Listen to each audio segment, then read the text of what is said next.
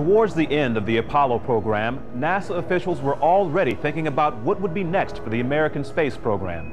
At that time, the rockets used to place astronauts and equipment into space were designed to be used only once. Although effective, NASA planners decided that they needed a system that was less expensive, reliable, and perhaps most of all, reusable. The idea of a reusable space shuttle that could launch like a rocket and land like an airplane was appealing and would soon change the way astronauts were traveling into space. The Space Shuttle was born on January 5, 1972, when President Richard Nixon authorized the development of reusable vehicles for space exploration. The project became known officially as the Space Transportation System, or STS. It was based on a piloted spacecraft boosted into orbit by a reusable launch vehicle that could return to Earth like an airplane, ready to be used again on short notice. This new vehicle consisted of three primary elements: a delta-winged orbiter spacecraft,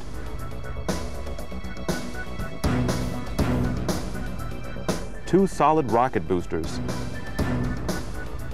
and one external fuel tank.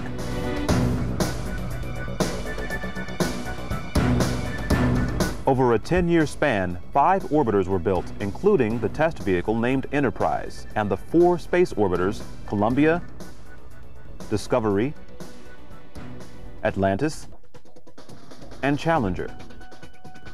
On April 12, 1981, after years of testing and construction, the first shuttle, Columbia, reached orbit piloted by astronauts John Young and Robert Crippen.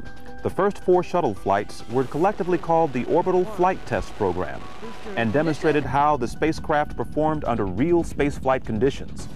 During these first 4 flights, NASA tested the shuttle as a launch vehicle, habitat for crew members, freight handler, instrument platform, and aircraft. After the 4th landing, NASA declared the shuttle ready for operation. Since that time, the shuttle program has performed well over 100 missions and has accomplished a number of monumental achievements. In June 1983, Sally Ride became the first American woman in space.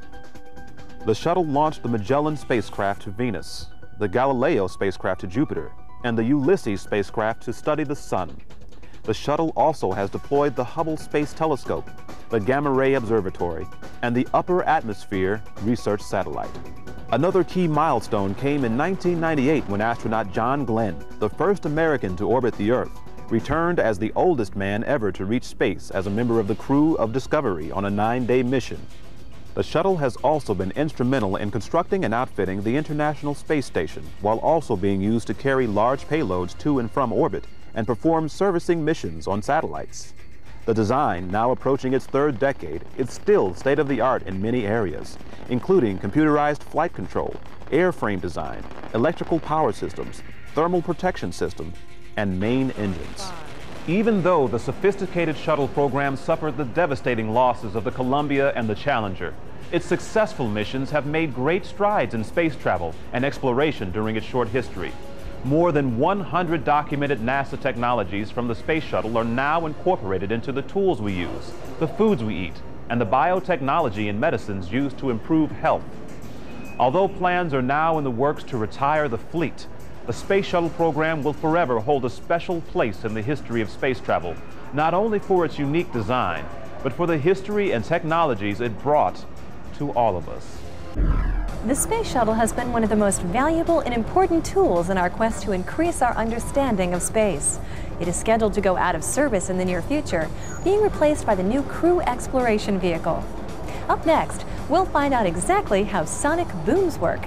But first, did you know Enterprise, the first space shuttle test vehicle, was originally to be named Constitution in honor of the U.S. Constitution's bicentennial? However, viewers of the popular TV science fiction show Star Trek started a write-in campaign urging the White House to change the name to Enterprise. Designated OV-101, the newly named Enterprise was rolled out of the assembly facility on September 17, 1976 to begin its work as a flying test bed. Although it never flew in space, the Enterprise flew 8 captive flights attached to the 747 shuttle carrier and 5 free flights that landed at Edwards Air Force Base. The Enterprise was enormously successful helping test and prove technologies that would be needed in future space shuttles. In November 2003, Enterprise was moved to the Smithsonian Stephen F. Udvar-Hazy Center near Washington Dulles Airport, where it is now on permanent public display.